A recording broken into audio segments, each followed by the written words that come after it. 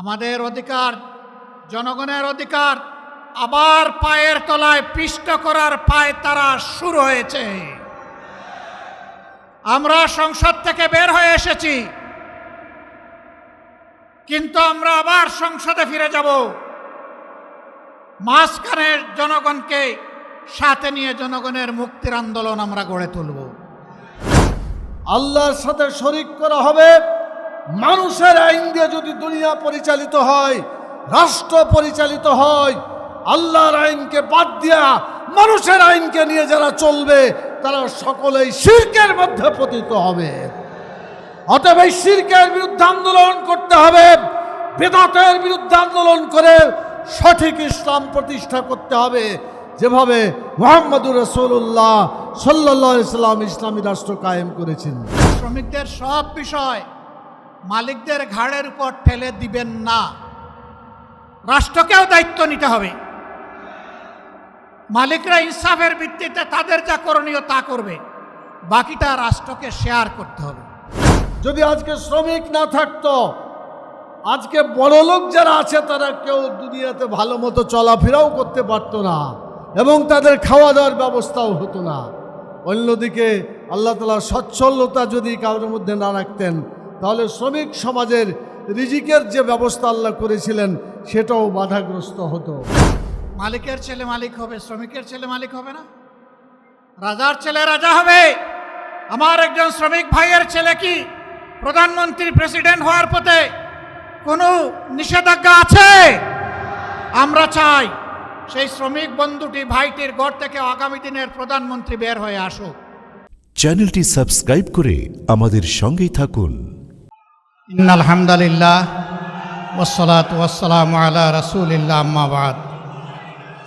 বাংলাদেশ শ্রমিক কল্যাণ ফেডারেশনের 2026 সালের আজকে 11 এপ্রিল অনুষ্ঠিত ত্রিবার্ষিক সম্মেলনের সম্মানিত সভাপতি, সদ্য বিদায়ী সভাপতি, মহান জাতীয় সংসদের সাবেক সদস্য, বিশিষ্ট আলেমে দ্বীন জনাব মৌলানা আনম ও শামসুল ইসলাম, মঞ্চে বসা সম্মানিত অতিথিবৃন্দ, জাতীয় নেতৃবৃন্দ, শ্রমিক কল্যাণ ফেডারেশনের নেতৃবৃন্দ, আমার সামনে উপস্থিত বাংলাদেশের বিভিন্ন জেলা এবং শহর থেকে আগত ডেলিগেট ভাই ও বোনেরা, সাংবাদিক বন্ধুগণ, আজানের সময় অত্যাসন্ন, এই জন্য অতি সংক্ষেপেই দুই একটি কথা বলে আমি বিদায় নিব ইনশাআল্লাহ।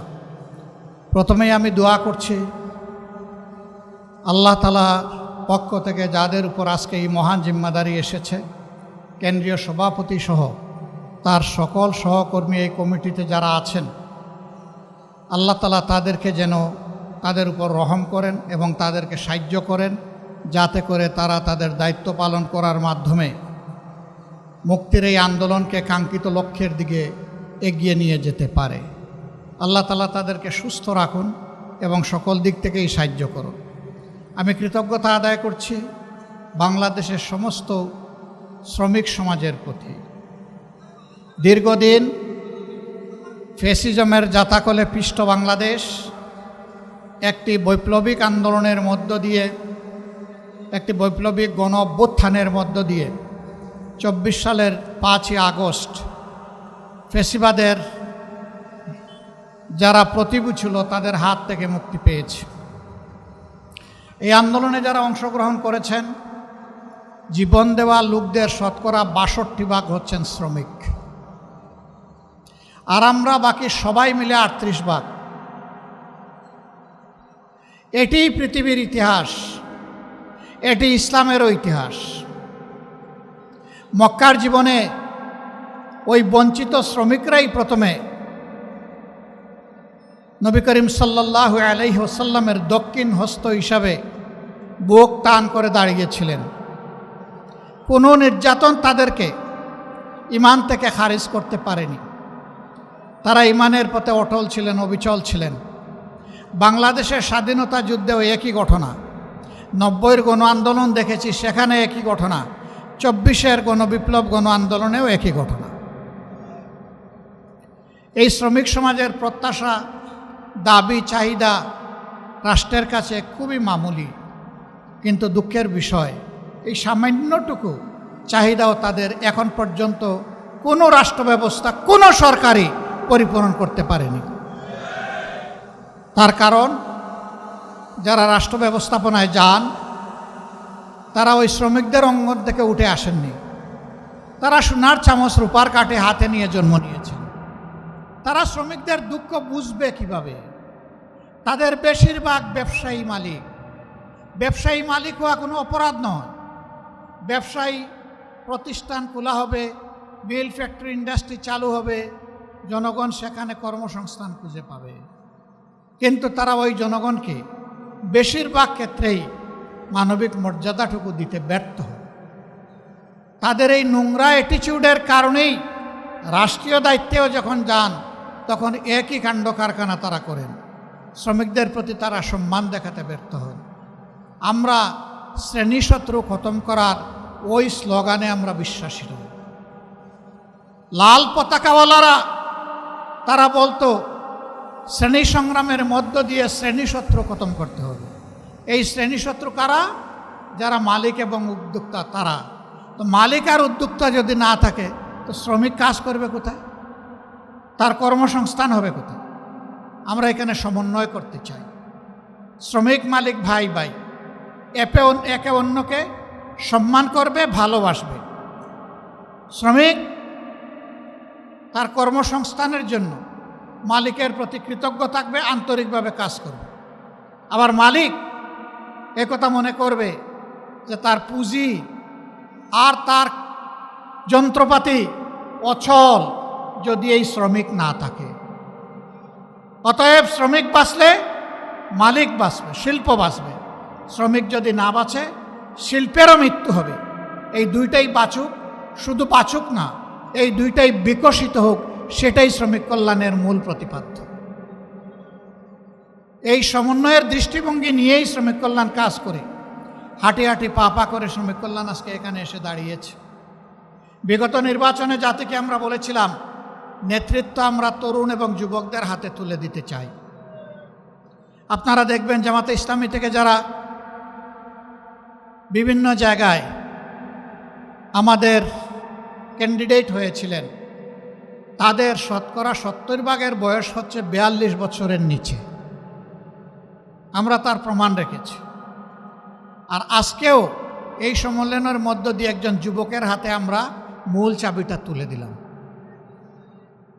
আমরা চাই যৌবনের এই শক্তিটা জাতি গঠনের কাজে লাগুক। আমাদের এই বয়সে যতটুকু পেরেছি আমরা দিয়েছি। এখন পতাকা আমরা যুবকদের হাতে তুলে দিতে চাই। তারা এই পতাকা নিয়ে সামনে এগিয়ে যাবে ইনশাআল্লাহ। আজকের এই দিনে সরকারের কাছে আমার স্পষ্ট দাবি, শ্রমিকরাও এই সমাজের নাগরিক। ভোট শ্রমিকরাও আমাদেরকে দেয়, আপনাদেরকেও দিয়েছে। সুতরাং শ্রমিকদের সব বিষয় মালিকদের ঘাড়ের উপর ঠেলে দিবেন না। রাষ্ট্রকেও দায়িত্ব নিতে হবে। মালিকরা ইনসাফের ভিত্তিতে তাদের যা করণীয় তা করবে, বাকিটা রাষ্ট্রকে শেয়ার করতে হবে। শ্রমগণ এলাকায় কোনো বিশেষায়িত হসপিটাল নাই। দুই একটা সাধারণ হাসপাতাল থাকলেও সেইগুলা চাহিদার তুলনায় কিছুই না। আমরা দাবি করব শ্রমগণ এলাকাগুলোতে অবশ্যই মানসম্মত সাধারণ হাসপাতাল যেমন থাকবে তেমন বিশেষায়িত হাসপাতালও সরকারকে গড়ে তুলতে হবে। এবং শ্রমিকদের চিকিৎসা সঙ্গতভাবেই এর ব্যয়ভার সরকার এবং মালিক পক্ষকে শেয়ার করে বহন করতে হবে। কারণ শ্রমিকদেরকে যা বেতন ভাতা দেওয়া হয় তা দিয়ে পেটের জুগানি হয় না, চিকিৎসার খরচ বাঁচাবে করতে। পাশাপাশি শ্রমিকদের সন্তানদেরকে মানুষ করার, শিক্ষিত নাগরিক হিসেবে গড়ে তোলার দায়িত্ব পরিপূর্ণভাবে শুধু সরকারকেই নিতে হবে। মালিকের ছেলে মালিক হবে, শ্রমিকের ছেলে মালিক হবে না। রাজার ছেলে রাজা হবে।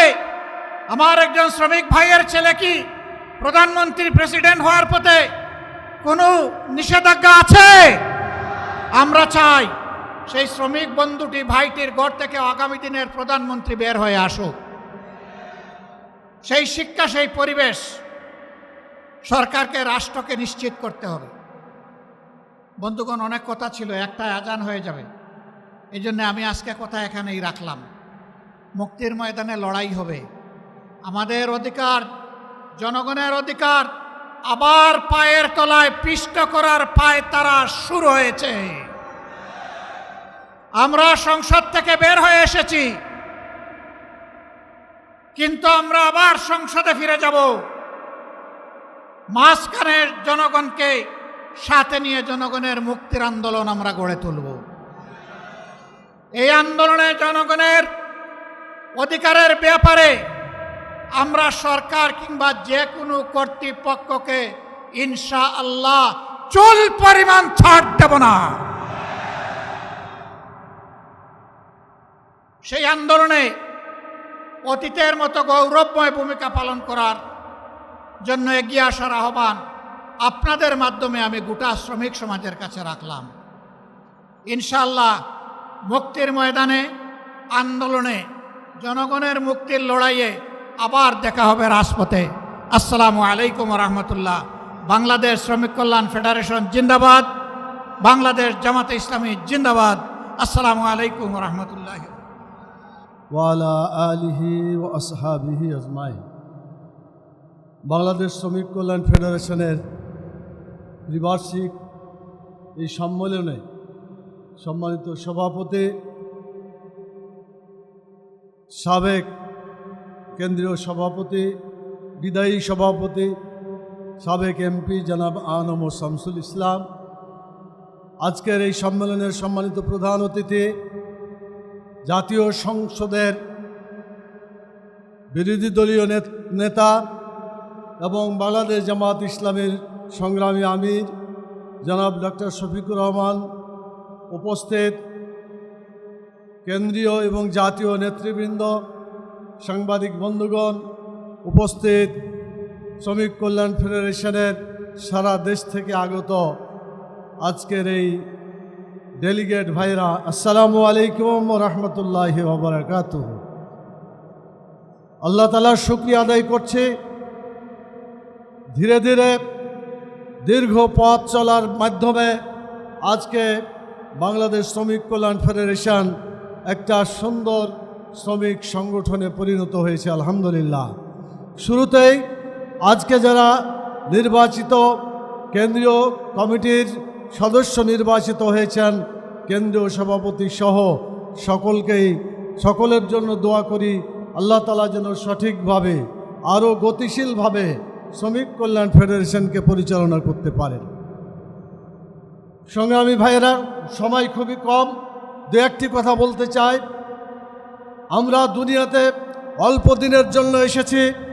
দুনিয়ার রঙিন স্বপ্ন না দেখে আখেরাতের জীবনে যাতে নাজাত পেতে পারি, সেজন্য দুনিয়ার জীবনকে এমনভাবে গড়ে তুলতে হবে যার মাধ্যমে আখেরাতে গিয়ে আমরা জাহান্নামের দাও দাও করে আগুন থেকে বাঁচতে পারি।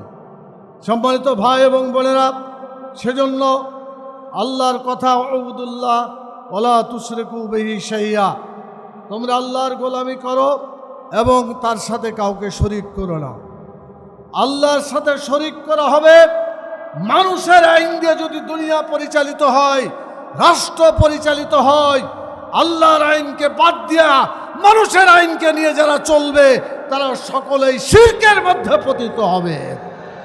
অতএব এই শিরকের বিরুদ্ধে আন্দোলন করতে হবে, বেদাতের বিরুদ্ধে আন্দোলন করে সঠিক ইসলাম প্রতিষ্ঠা করতে হবে, যেভাবে মুহাম্মদুর রাসূলুল্লাহ সাল্লাল্লাহু আলাইহি সাল্লাম ইসলামী রাষ্ট্র কায়েম করেছেন। প্রিয় ভাই এবং বোনেরা, আরেকটি কথা বলতে চাই। শ্রমিক এবং মালিক আল্লাহ তাআলা সৃষ্টি করেছেন, কাউকে সচ্ছলতা দিয়ে, কাউকে দারিদ্রতা দিয়ে। এটা আল্লাহ তাআলার একটা নিয়ামত। এই কারণে যদি আজকে শ্রমিক না থাকতো, আজকে বড়লোক যারা আছে তারা কেউ দুনিয়াতে ভালো মতো চলাফেরাও করতে পারতো না এবং তাদের খাওয়া দাওয়ার ব্যবস্থাও হতো না। অন্যদিকে আল্লাহ তাআলা সচ্ছলতা যদি কারোর মধ্যে না রাখতেন, তাহলে শ্রমিক সমাজের রিজিকের যে ব্যবস্থা আল্লাহ করেছিলেন সেটাও বাধাগ্রস্ত হতো। অতএব শ্রমিক মালিক আমরা ভাই ভাই, আমাদের মধ্যে কোনো পার্থক্য থাকবে না। আল্লাহ তাআলা বলেছেন যে মুসলমান মুমিনের ভাই, অতএব আমাদের মধ্যে কোনো পার্থক্য না রেখে, বিরোধ না রেখে আলাপ আলোচনার মাধ্যমে সমস্ত সমস্যার সমাধান আমরা করব। একটু আগে মিয়া গোলাম পরোয়ার ভাই সেক্রেটারি জেনারেল তিনি বলেছিলেন ট্রেড ইউনিয়নের কথা। ট্রেড ইউনিয়ন আর সংগঠন কায়েম করা সমান কথা, কথা ঠিক কিনা বলেন? লা ইসলামা ইল্লা বিল জামাত, ইসলাম প্রতিষ্ঠা হবে না জামাত ছাড়া, সংগঠন ছাড়া, ট্রেড ইউনিয়ন ছাড়া শ্রমিকদের অধিকার বাস্তবায়িত হবে না।